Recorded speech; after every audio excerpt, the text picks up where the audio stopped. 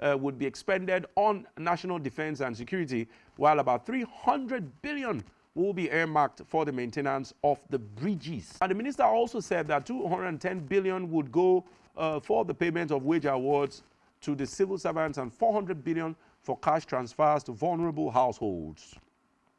Now, he also announced that 100 billion was included in the budget proposal as the infrastructure support for Federal Capital Territory, and another 800 billion for the Independent National Electoral Commission, INEC, to conduct the off-season governorship elections in Bayelsa, Imo, for the takeoff of newly created ministries, such as the Ministry of Marine and Blue Economy, according to Mr. Bagudu.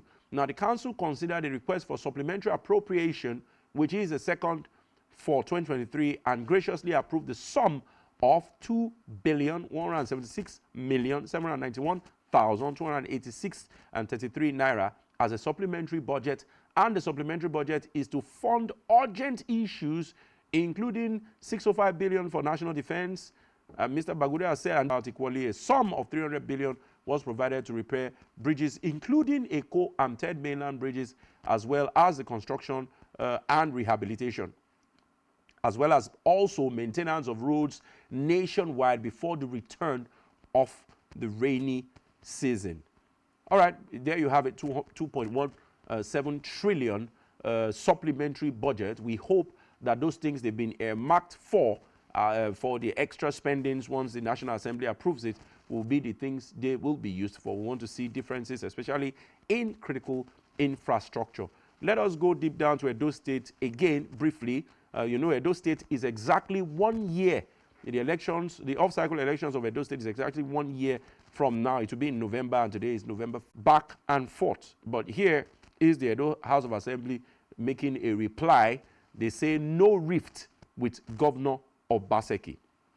Now, contrary to the speculations in the public domain, the Speaker of the Edo House of Assembly, Right Honorable Blessing Adebaku, has said there is no rift between the State Governor, Godwin Obaseki, and members of the House of Assembly.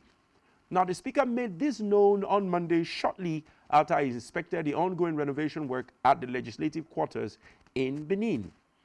Now he says, and I want to quote Agbebaku, "I want to let you all know that we are all working in harmony with the state government led by Governor Godwin Nogegase Obaseki. The House has no problem with the governor. He is doing well." The Speaker, who was flanked by other lawmakers speaking on the ongoing renovation work at the legislative quarters, Right Honorable Adebaku, at the pace of work, adding that the governor had just paid the second tranche of the contract sum of the contractor handling the project. Before we came on board, the governor had awarded the renovation contract. This legislative quarters is housing almost 30 blocks of housing units. It was awarded for 4 contractors, and the job is going on smoothly. Before the end of November, members will move into their respective apartments, he said. The Speaker also disclosed that the cars purchased for the lawmakers by the governor have started arriving Government House, saying about 14 cars have arrived so far. The governor is not the only sector that needs the attention of the governor. There are other areas, he said. And finally, he says, we commend the governor's developmental strides in the state. The governor is ensuring that all adjoining roads are fixed to decongest the major roads. He said that.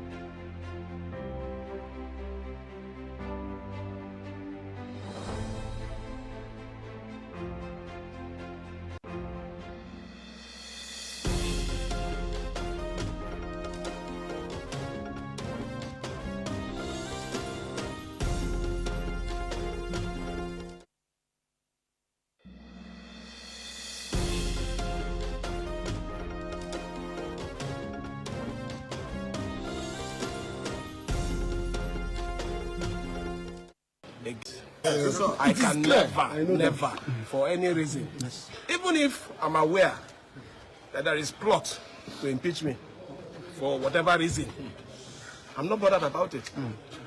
But I'm worried that a facility like this, that we used taxpayers' money to build, will be destroyed for selfish reason, just to please somebody. It's unfortunate. Very unfortunate. I'm calling on the security agencies. From what I've seen, The security is even compromised. Exactly. They were shooting at me. They were shooting at me. This operation was shooting at me directly. Yes. But it doesn't matter. Somebody will die one day. Yes. I want to die with you. I want to die. When people hear Fubara, they say, who is this Fubara? Is that man that was killed one time for a struggle? That is what I want to be. I am not against anybody. I am not planning anything against anybody. But I don't know where all these things are coming from. Let it be put on record. Whoever masterminded this thing is trying to shift. I had some people gathered here to do whatever. That is purely rubbish. Purely rubbish. You cannot sit when there is a problem and you say you're doing anything. What are you doing?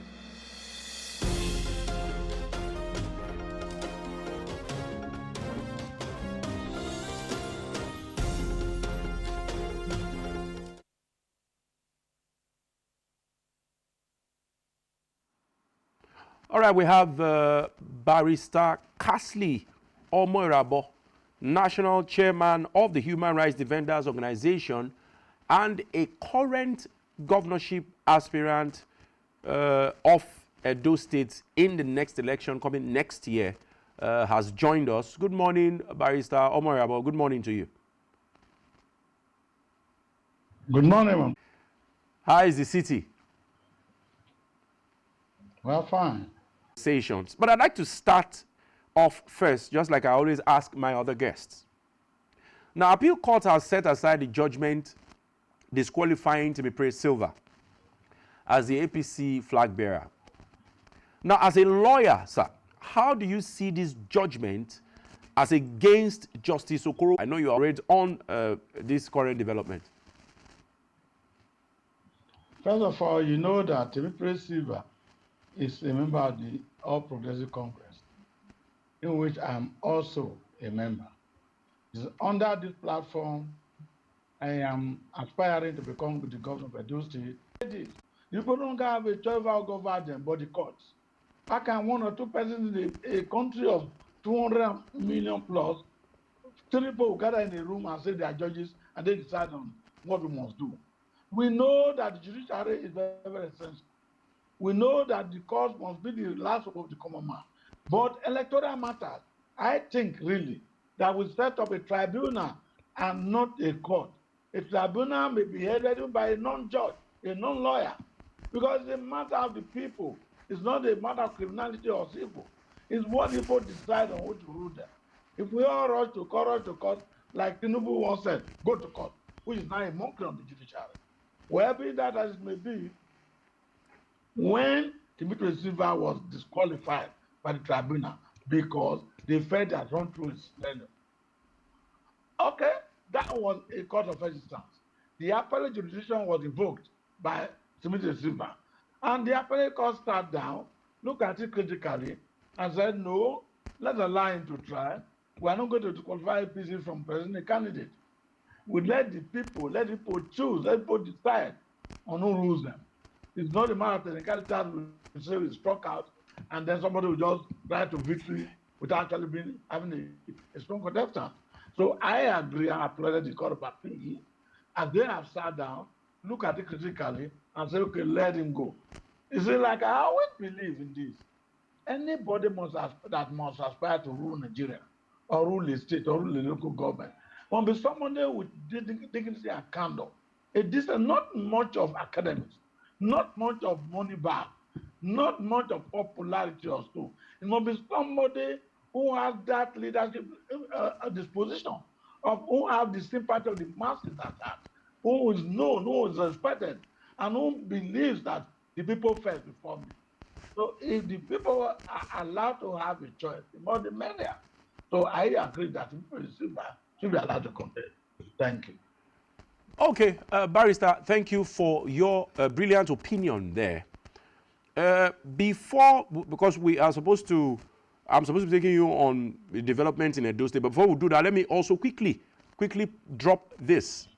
If you notice, the FCT minister received some group yesterday referred to as a group of Ijaw ethnic nationalities that were canvassing on behalf of the governor of Rivers State, who happens to be an Ijaw man by ethnic nationality also. And Wike said something very clearly. This issue is about politics. It's not about ethnicity. Now, people are worried about the ethnicization of politics, because this thing happened in Rivers, but you are hearing resonating and reverberating comments from Bayelsa, Edo, Delta, you know, of people from Ijaw extraction. If you go to Kogi, you hear things like the Okun agenda, the Okene agenda, the Ibira agenda. Are you not worried about the seeming ethnicization of politics? I just want you to share your general opinion about that before we go into the Edo conversation, sir. Thank you, my brother. You see, in Nigeria, it's a conglomerate of nations. That's correct. Those people you call ethnic nationalities, they are a nation of their own. And everybody wants to be relevant in the Committee of Nations. You know, you're talking of the Ijaw nation. The Ijaw is the fourth largest ethnic group in Nigeria. So if they are able to produce a governor in Rivers State, where the immediate past governor is Ikwere or Igbo, put it that way, and even at that, Ikwere is actually Igbo-speaking Ijaws. So it is Lord Lugard that amalgamated, or use the word used, amalgamated. So we have never won. We were joined together by an act of parliament, or do you call it, by a fiat of the British colonial. So, but then we have become one Nigeria. But every ethnic group want to be relevant, want to be seen, being a party to the national cake. So the Ijaws have always been the goose that laid the golden hen and must not be destroyed. I do not want to say what Wike was alleged to have been done. There's no evidence, no direct evidence linking him to anything. True. I don't know whether I did it or not. But whatever must be happening in Rivers State is condemnable, totally condemnable. Or whatever it is, if the politics is dragged into independence, why was Awolowo not allowed to be president of Nigeria? That's the best president we ever had, because they fear that the Yorubas were more enlightened than any other tribe that time. Because the British started in Yoruba land. They started in Lagos, the colony of Lagos. And many people went to school early. And they were to have one of the strongest lawyers in the country today from Lagos, from the Yorubas. And the first television came into Yoruba. And many first came to Yoruba. So the people were afraid. We never thought about who Awolowo or Mandubele or Zik was. No, we always look at this Igbo man. Oh, this Hausa man comes to dominate us. It has always been so. If you look at what's happening in Kogi State too, people are always afraid of total domination. So for example now, the current ruling ethnic group in Nigeria, Yorubas, do you see how Jagaban, the president of Nigeria, President Bola Tinubu, appointing most people from that region? It's not because he wants to ethnicize the politics. The people he has worked with, people he knows, people he believes in their competence, people he believes in their strategy, people he believes will not bring him down. That is why he's appointing them. We also had that during Bogari, when almost every NFPs everywhere was headed by Hausa. You walk into a bank, you don't speak outside on your own. It's always like this. If you make any Boma president tomorrow, sorry for you. You know that will be on the market. It's the truth. So, but the way we are going to fight it, why are we fighting? We are a committee of nations. What we have been saying is that allow us to exist independently, then contribute our common patrimony to the national government. That is what's called a confederalism. If the Igbo, the Ishan, those are allowed to form their own government, then the Jukuns find their own government, the Birasa find their own government. Whatever is the resources in your area, harness it and pay tax to the federal government or to the central government. That is what is good in a confederalism. We have been saying, since the things that brought us together no longer exist, let us separate and live apart. It doesn't mean we are enemies. The rope tying us together has since been cut into pieces. we are forcing ourselves together. The reality is that we are not together. The same law that operates in Warri, there's no what that operates in the Kebbi state. Take for instance, the Land Use Act says that all land is bestowed on the governor of the state in trust of the citizens of that state. That's correct. We don't have citizens, they are indigenous of that state. But whatever is under the land belongs to the government. To the federal government. It's only the mineral, the petroleum affair.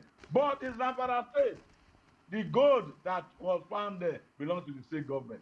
Is it the same country? In the south here, if you break pipeline or try to build the own refinery, you go to jail for life. But right there, there's no law like pipeline breaking in Kano or in Kaduna. They criminalize every activities being done by Southerner, especially South-South. And we see that the South-South that produce, that feed the nation, most of us are in prison.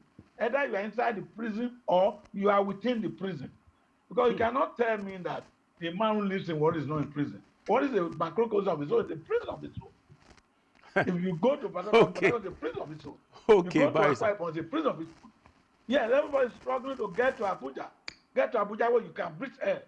Imagine the place before we elected, say, let the poor man breathe. They knew that we are choking. Let the poor man breathe.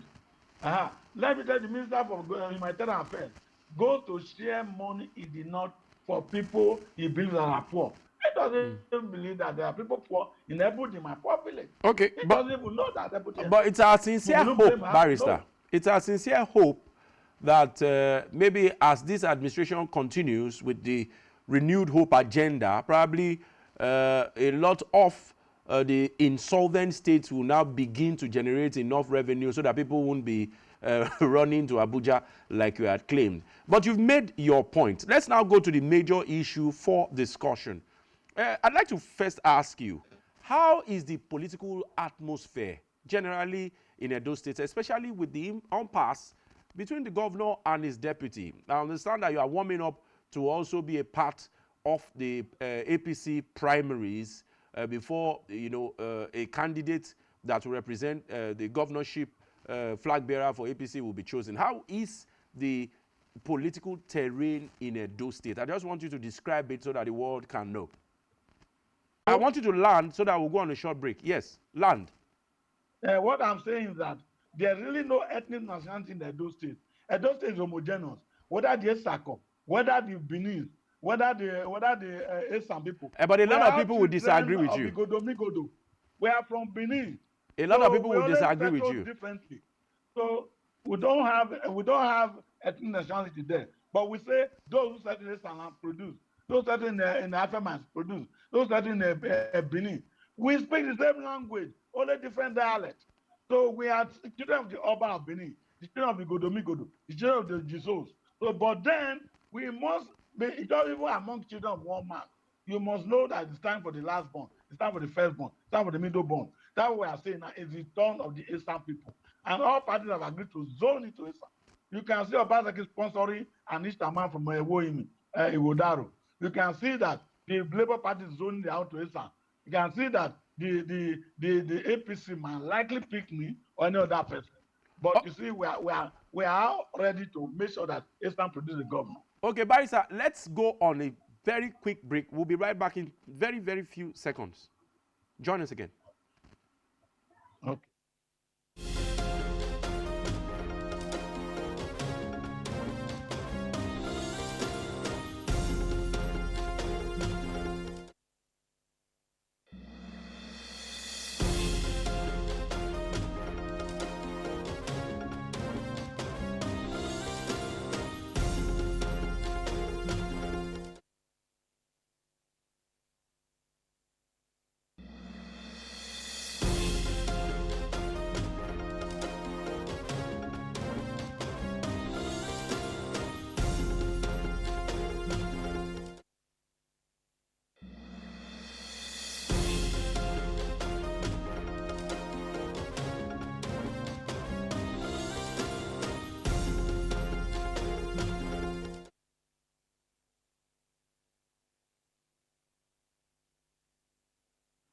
All right, many thanks for staying tuned. If you're just tuned in, it's Political Spectrum, and we'll be speaking to Barrister Casely Omo Irabo, who is an state. He's also a lawyer. He is with the APC. Barrister, can you hear me loud and clear? Let's continue on our conversations, please. Very well, I'm hearing you. Okay. Yes. So I want to put this to you officially now. I know you've tried to respond to it, but let me put it to you. Your party, the APC, do you see them also towing the line of the Edo Central agenda? We understand that Izeyamu, who is from the Edo South, is interested, and a few other political bigwigs, you know, that are not exactly from Edo Central extraction. The immediate past minister, I can't remember his name now, from Edo North, immediate past minister, I can't remember his name now, from Edo North, is also interested. So do you see your party towing the same Edo Central agenda? Talking about the APC you see, you Edo cannot State. stop individuals' ambition. It's like that. Even when we say the party at the national level has zone presidency to the south, we can see people like Matiku, this resident of people, other people from former Senate president, was contested against Tinubu. Definitely, individual may want to override the party. It's their fundamental right. Nobody can stop them. But I can tell you that my party is looking towards Edo Central. And I can tell you that's why it's the majority of the aspirants are from Edo Central. Like I told you just officially now, there is no pronouncement there, but I told you that we were invited and we were asked to, look, let each people go home. You people are too many. If you are not, if you go to the pool like this, you might lose it. And then you say that we didn't support you. So we want each one or two persons to be on the ballot. Then if Benin or Isaac want to buy from, let them buy from, but we know it's not that long. That's the problem. So definitely, if APC should pick Izeyamu, it will lose. Or Shaibu from Esako, it will lose. Then if Labour should pick a man from Benin, it will lose. Because everybody is touching towards Edo Central. Okay, so are you saying that was? Are you saying that body was? language about the national line Edo State? Are you saying that was what happened at the national with PDP? Are you saying that was the same thing that happened at the national with PDP losing because they had canvassed that power should shift to the south and PDP produced a northerner? That's what I'm telling you. Why did Wike pull his all his support away from Atiku? Is that not why Atiku lose? If it's true, Wike was in support with all the other 5 governors. It's not because Atiku refused to allow Saturn to amend. So if Wike and Otom and the rest, the 5 governors, did not pull their weight out of Atiku, it would have probably won. So definitely we are going to have a replica of it in Edo State. I pray that my party picks me.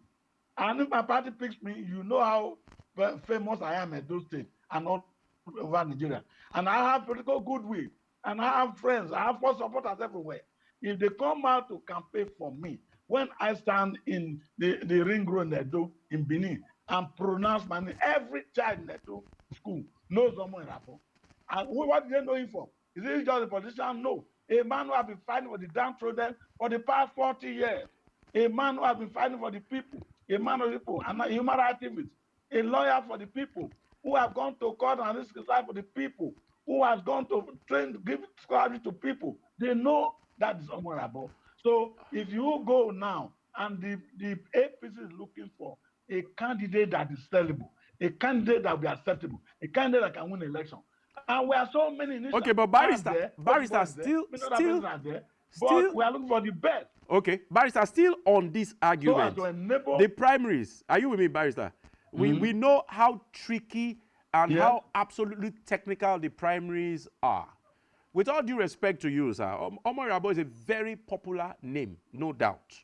And I will soon charge you for using my platform for campaign. But it's okay. Get to the primaries. And then you meet people like the immediate, I don't know, who have just served as minister and probably is assumed to have a lot of financial resources. You meet people like Pastor Osage Izeyamu from Oriomo, you know, who have, they are also very dogged political tacticians, and they have a lot of influence, especially within the primaries. You know, primaries is very critical. How do you think this will turn out? I know you are a man that likes to do things. So much. I know you are a man that likes to do things by the book and by the letters. The kind of things these people are able to do, you know, we are on TV, you may not be able to do them. So how do you hope that those central... You won't win. Only your friend can tell your mouth is smelling. If people want to eat his money, as go and contest. We are talking of elite. Who are these elites? Let me tell you, the leadership of APC are actually dominant in Nisha. You do not know. I don't want to mention them. The very, very head of APC himself, Oshomole. Is Oshomole not Esako? Is it Bini? Or do we know we don't have any political heavyweight in Bini? We don't have. The political heavyweight we have is Esa and Afema. So with all due respect to them, when we are talking of the elite that will come and vote, Clem Agba will go nowhere because his people have told him to step down. The author of Audi told him not to contest. Also the Oba Bini have told every other Bini man to only give it a chance. And they see they will win. Win where? Which primaries? Okay. So definitely they won't go anywhere. It's going to be interesting. I've asked you this question before, but as we wrap up, I am going to recoin it again. And I want you to speak this time as a nationalist and an elder statesman. I know I've asked you before, but I'm going to recoin it. Yes. What happened or what has really changed with politicians no longer contesting basically along political party lines and now campaigning more rigorously with the region where they come from?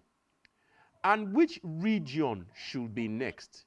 What has really changed that people are more ethnicizing and regionalizing politics than the normal constitutionally structured political parties? This is also very rife in Kogi State. With the Okun agenda, the Igbira agenda, the Okene agenda. It is very, very rife in Kogi State. Yes, respond, Barrister, as we wrap up. Yeah, let me tell you something. Politics in this country, political party, ever since are ethnically based. UPN was purely Yoruba party. NPP was purely Igbo party. While MPN was purely the Northern party. So if we have those Northern parties, Southern party, whatever. Right now, if you think that the parties do not have ethnic base, it's a lie. And now, the new election is not even about political party. It's not about ethnicity, it's about personality. You see, if I was to go on ethnic personality, I will go nowhere. Because there are so many giants in my region that are bigger than me. My point exactly. Only a fool will not know who's taller than him. But we are thinking of what personality do you have? What integrity do you have? People are looking for men of integrity, men of conscience. They are not looking for men with money bags. People who political parties, ethnicity not too relevant. But your integrity matters. So when we talk of integrity, when we're talking of election in Edit now, the Edo State is a mini Nigeria. They look forward to that man who cannot be sponsored, who cannot be bent, who cannot be used. And we don't want a man, a big millionaire, a money bag, will sponsor you to be governor. And those are people have debt over the years. So we are no longer looking for the son of a millionaire who will be sponsored by a conglomerate of millionaires. We're no longer looking for a billionaire who comes from abroad. Okay, we're looking for Barrister. An aborigine who knows the Barrister. people, who have been with the people, Barrister, who have been in the background. Apparently, so Barrister. That's what we're looking for. Apparently, Barrister, I may have to be forced to charge you, but I know that you guys have not done primary, so you probably will get away with this. But after the primaries have been done, I may not allow you, excepting maybe we've had negotiations and terms. But it's okay. I understand that the person who should be at the helms of affairs should be someone who should be accountable to the people. Do you see, final question, in 30 seconds, do you see the PDP coming back? Forget about Obaseki. I know you are not really Obaseki's fan, but do you see the PDP coming back, the power of incumbency working here? Do you see the